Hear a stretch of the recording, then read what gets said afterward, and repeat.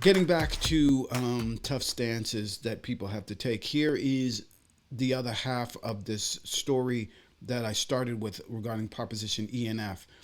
Oregon, which I had no idea, I don't know how many people here know that or listening to this know that, but it has had a really hard time with regard to drugs in the state.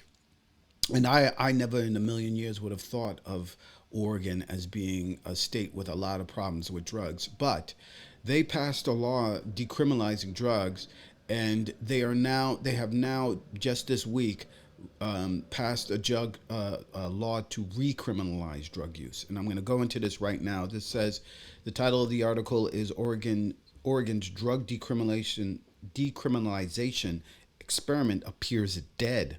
The voter approved Measure 110 is nearing its end as the legislature sends a bill unwinding Oregon's drug decriminalization to Governor Tina Kotek.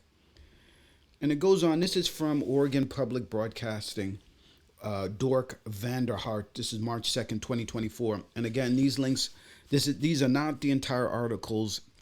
I'm not reading from the entire article. If you want to read the entire article, you will find links in our Mastodon, mastodon.vtip.me/act what you missed. You can read the entire article yourself. I read only a portion of it that I think is important for both time and so that this isn't me just blabbering on the whole time. But anyway, so this is from Oregon Public Broadcasting by Dork Vanderhart. This is March 2nd, 2024. And it goes, Oregon's pioneering drug criminalization experiment is dead, at least if state lawmakers get their way.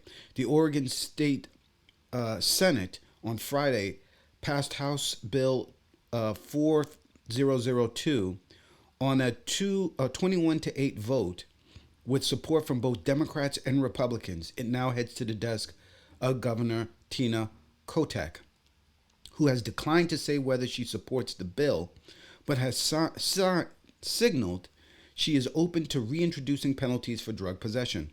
HB 4002 would upend a voter-approved decriminalization policy that has been in place for 3 years. Under the bill, anyone caught with small amounts of illicit drugs like meth or fentanyl could face up to 6 months in jail. The bill offers people options to pursue drug treatment rather than receiving criminal penalties and allows people convicted of possession to have their records automatically expunged. Despite those off-ramps, the bill has been harshly criticized by advocates of drug decriminalization who accuse lawmakers of retreating to a war on drugs that had particularly negative outcomes for people of color. Among its many provisions, HB 4002 also expands access to medications used to treat opioid withdrawal, creates new addiction service facilities, and makes it easier for prosecutors to seek steep penalties for drug dealers. Many lawmakers agreed that Oregon needs to take a step to address a growing addiction crisis, that HB 4002 struck a balance for doing that. Quote, it didn't appear at the beginning of this process that there was going to be a willingness to do what was necessary to begin to turn the tide, said Senate Minority Leader Tim Knopp of Bend, Oregon. I'm glad to stand on the Senate floor today and report Oregonians, you won. Knopp, like many other Republican lawmakers, has tied surging drug overdose deaths in Oregon to Measure 110. Measure 110 was not what Oregons thought it was, he said. They were told their families and friends were going to get treatment for addiction and were turned into a free-for-all of public drug use, increased fentanyl, opioid overdose deaths, increasing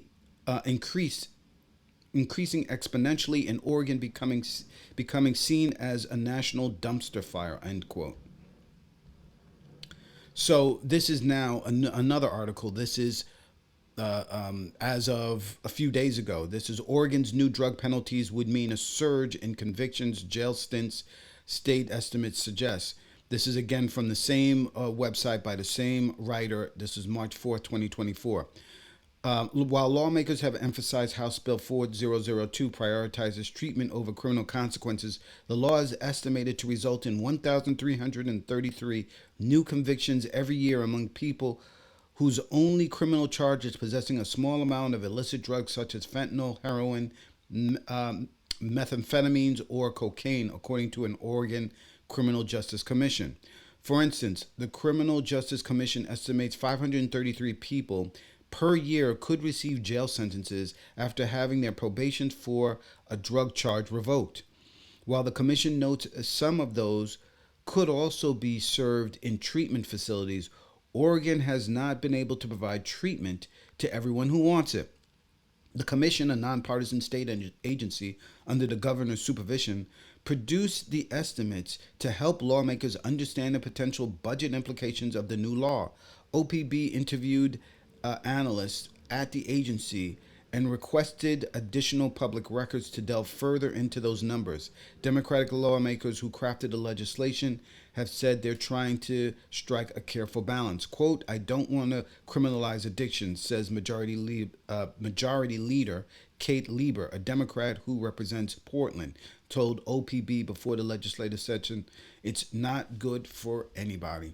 While that might be true, it appears that this is going to pass. And like with San Francisco, Oregon is going through a really, really bad time with drug use. I mean, this fentanyl business is no joke. And I think that, you know, like that person said, the Democrat said, you don't want to go back to criminalizing people, but you also don't want to have, like the Republicans said, people deciding to come to Oregon to just do drugs and there being no treatment, no way to get people off drugs. The attempt to the war on drug, having a war on the war on drugs is smart in my opinion. However, you can't just decide that you're going to do nothing about a real problem of drugs. You have to figure out legislation that is both helping people and not incarcerating them and not selectively incarcerating them because they're poor, because they're on, for instance, like in California, they're on Medicare or Medicaid or whatever.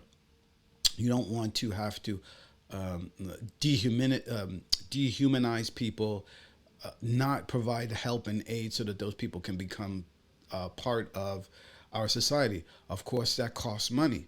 And I think that these are happening right now in blue states, but I think in red states, one of the reasons why there's been a move away from the war on drugs is because it's so expensive. You are housing hundreds of thousands of people across the country. Maybe, I think to some estimate, millions of people are being housed in prison because they're addicts, they're drug addicts. Mental illness is another reason why they're being housed in prisons instead of getting treatment. And that puts us nicely to this other California story about election results. And I want to highlight five specific things. And one of those begins with Proposition 1. And Proposition 1 in California was a proposition that was there strictly to deal with what I just mentioned. It was going to spend more money on mental illness. And this was a pet project by Gavin Newsom. This is spending more money, bonds, going back to the kitty, and building housing for the mentally ill, being able to treat the mentally ill, getting them off the streets if they're homeless, getting them out of the prisons if they're incarcerated because they're mentally ill. I don't know of any other state that is doing this or that is spending as much money on the mentally ill. However, it's going to cost a lot of money, billions.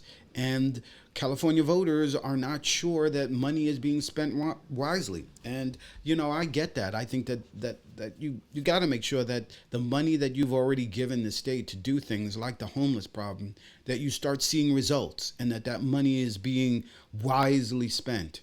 But given all of that, the proposition appears as of now, 52% of the vote counted as of today. It is winning by a narrow margin of 50.3. That's only half of the votes counted. Again, if you could look at the map, which I could probably bring out, maybe I will. I don't know if I have enough time, but of course, the central parts of the state, which are very red and look huge on a map, just like if you look at the map of the United States, it looks huge. That are the red states. Well, people don't realize that there's mostly empty land there. The areas, there are just pockets of cities where you have people, but it looks huge because it's all empty lands. Where you have a concentration of people, those are your blue areas where you've got like hundreds of thousands of people, as opposed to, say, tens of thousands in the rural areas. They are against Prop 1. Of course, they're Republicans and conservatives, and they don't believe the government should be involved in this. But so far, this looks very narrow. And I don't know where the predictions are, but so far, Gavin Newsom, this is going to be a test of his leadership. It appears to be winning. The other thing that came out yesterday that is a kind of a sad story is that because you had three people in the House deciding to run for the late Dianne Feinstein's seat, it meant that no matter what happened, three people were not coming back to the House. Three very strong, two very progressive, and one very centrist but sharp Democrats were leaving the House one way or the other. Not due to retirements or any of that, like what's happening on the Republican side, but three members decided to run for Dianne Feinstein's seat. And in California, the law is you cannot run for a seat, or you can't run for a seat and still hold your old seat, which in other states you can do, which is why, for instance, I can't remember who it was, but there are in a number of states, folks decided to run for the House, who were in the House decided to run for the Senate, lost, and then were able to just run for their seat again and won it back. That doesn't happen in California. So Adam Schiff, Barbara Lee, and Katie Porter are all leaving the Senate come November. So far, those now have to be defended, by the way. Those seats have to be defended by Democrats now. And Katie Porter's was going to be the toughest. And so far, it looks like with 65% of the vote in, House Seat 47, which she had just ran for and won, which I have to say, Katie Porter, I don't know what you were thinking. I know if I'm a Democrat, and I'm in 47 and I voted for Katie Porter, I'm not happy. But anyway, it looks like right now a Republican is leading.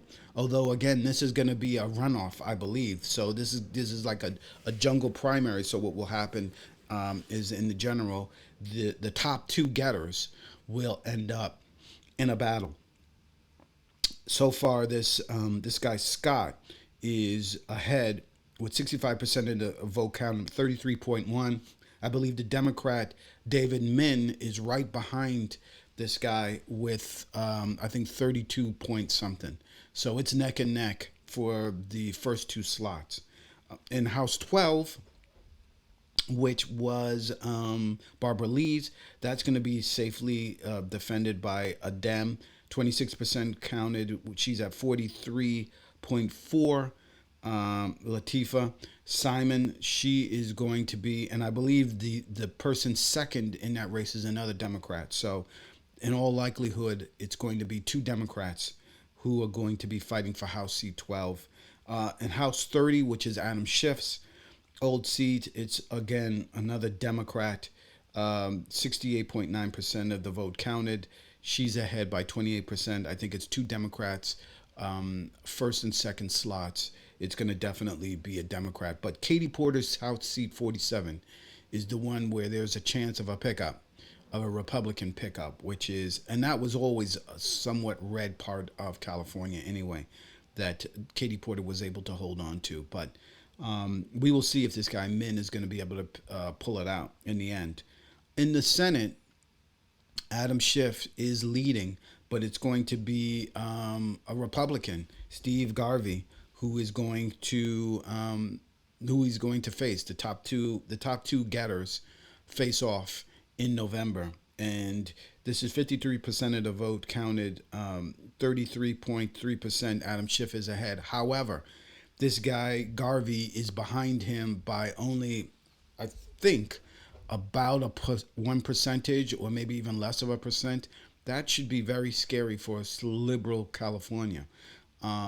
This guy apparently is not a very good politician. He's a former baseball player for the Dodgers. But the fact that someone who is not a very good politician is this narrow in this election for Dianne Feinstein's House seat is very concerning. And if I were a Democrat, I would absolutely be concerned. Do not do what New Yorkers did and ignore the ability for these guys to make a comeback, for Republicans to make a comeback in California. So let me see something. No, I'm not going to bother. I was going to try and bring it up, but so that's California. So I want to talk next about Texas finally. And on Monday again, I did a whole story about what was going on in Texas. The basic story here is that very, very right wing Ken Paxton, Attorney General. The man is a nut job in my view.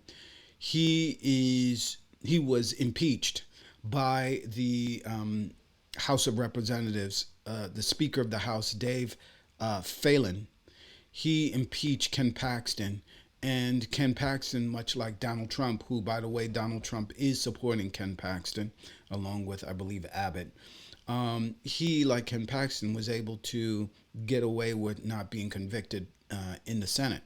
So the House in Texas impeached Ken Paxton, the AG. The Senate acquitted him. Now this guy Paxton is on a revenge tour, much like Donald Trump is.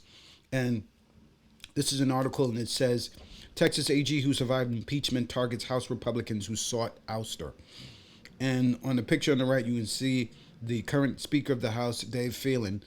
And it says that the Texas House Speaker, Dave Phelan, is bound for a runoff with GOP challenger Dave Covey after being bruised by State Attorney General Ken Paxton's campaign against House incumbents who sought his impeachment. And it goes on to say, this is from ABC News Online by Jim Vertuno, and I think this is repurposed from the Associated Press, March 5th, 2024. This is from a couple of days ago, but it says, Republican Texas House Speaker Dave Phelan headed to a primary runoff against challenger David Covey, bruising one of the state's most powerful figures and emboldening State Attorney General Ken Paxton in his revenge campaign to oust GOP incumbent lawmakers who sought his impeachment. Phelan advanced to a May 28 contest with Covey, an oil and gas consultant and party activist endorsed by Paxton and former President Donald Trump. Neither candidate could win a majority for outright victory on Tuesday's race that included retired hairdresser Alicia Davis. Let this runoff be a rallying cry for all conservatives across Texas, Paxton said. The battle lines are drawn and our resolve has never been stronger. So what's interesting here is that Donald Trump couldn't seal the deal for this guy Covey, which is an interesting to show in rural red Texas. They're willing to buck Donald Trump if the candidate isn't right. So there's sometimes, this thinking that people are a monolith, but they're not. You can get people to vote in their own best interest. They won't vote for a Democrat, but they're not going to go lockstep behind Donald Trump. It appears to me, but we'll see as this runoff moves forward. But what's happening in Texas and Florida are going to be very fascinating going forward, because I've talked about on this show before about what's happening also in Texas with respect to the attack of wokeism and the weakening of their governor, DeSantis. So, but continuing on, this is again continuing on from the ABC's online. Paxton was acquitted of corruption and abuse of office allegations in a historic Texas Senate trial in 2023, but he blamed Phelan for leading that effort and mounting a political revenge campaign to oust the House leader and others who supported the unsuccessful attempt to drive him from office. Paxton's campaign to defeat rivals in his own party was a test of his own clout and that of his biggest backer, Trump. Paxton, who won a third term in 2022, was not on the Super Tuesday ballot, yet his attempt to overthrow the House leadership was being widely watched as an attempt to push an already conservative chamber further to the right. Paxton's overall success is yet to be determined.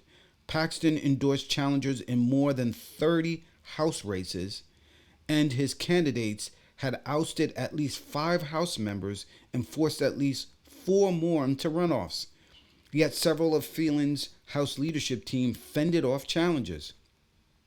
Paxton wasn't the only Republican attacking fellow Republicans on Tuesday's primaries. Abbott targeted nearly 2 dozen incumbents who helped defeat his plan to send tax money on private schools, putting some lawmakers in the crosshairs of both men as targets for removal. 3 female judges targeted by Paxton on the Court of Criminal Appeals also lost.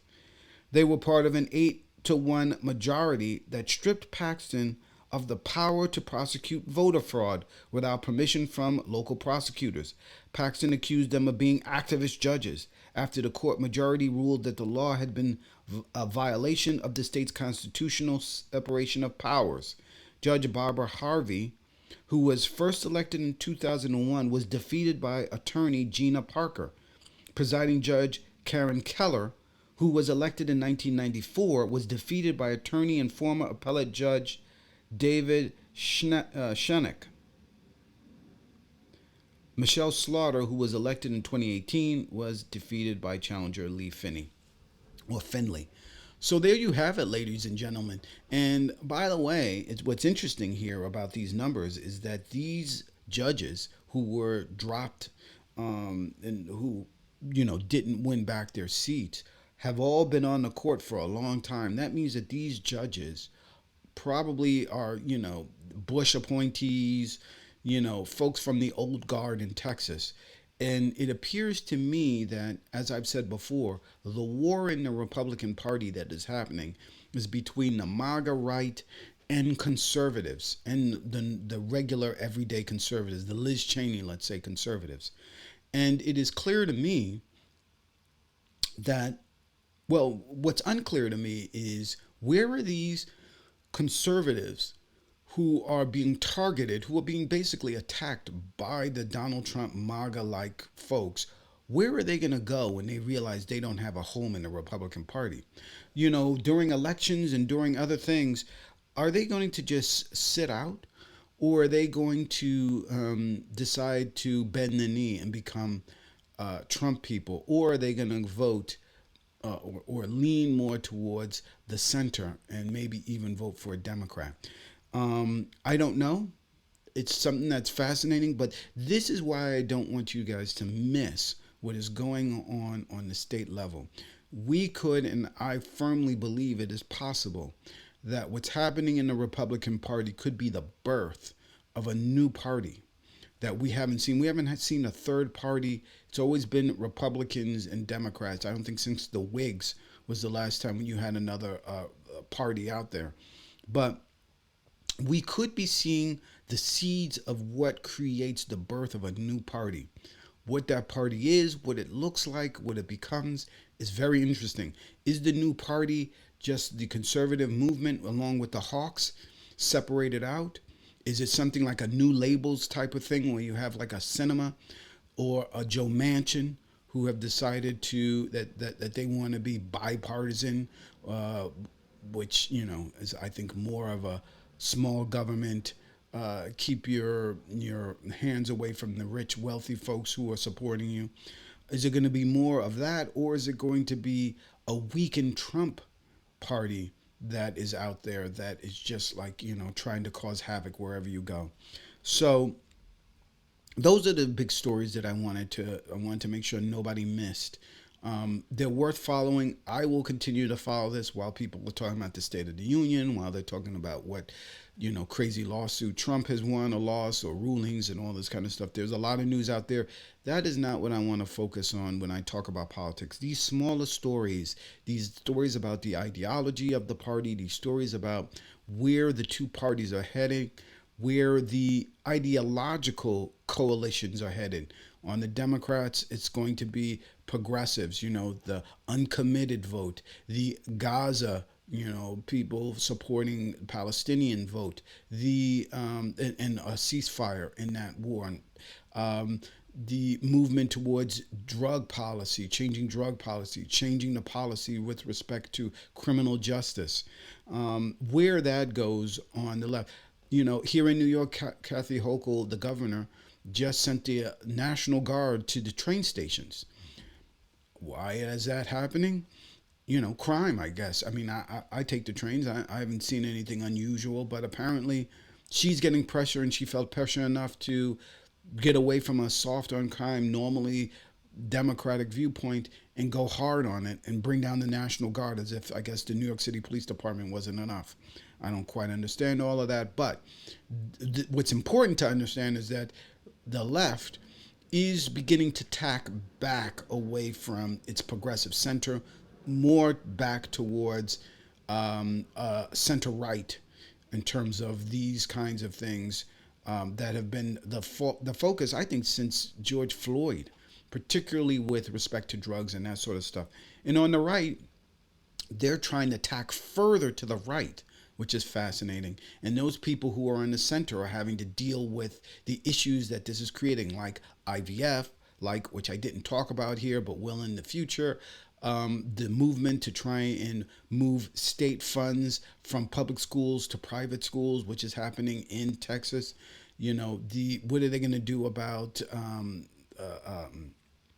insurance, homeowners insurance, all kinds of stuff that Republicans normally don't want to get involved with. IVF and determining when life begins and if an embryo is a baby, as they did in Alabama, and how do we run to make sure we don't piss people off. This is chaos. It is madness to some extent, and it's the results of, I think, a changing time in our age. It's happening on the left and it's happening on the right, and it could be the birth of a new party. Who knows? But it's fascinating to me. Thank you for joining me on today's show. If you liked the video here, please consider liking and subscribing. Also, click that bell to be notified of live streams, to be notified of new videos. In addition, please tell your friends about it and, spread the word. If you like what you see here, you can, join the chat in the comments below, or, as I said once before, our Mastodon is the way to contact the show. That is mastodon.vtip.me/@whatyoumissed. And again, this show streams live Mondays, 10:30 a.m. Eastern Standard Time. You can check this show out at that time. We will see you on the next one. Thank you so much for watching this to the very end, and I'll see you on the next one. Take care.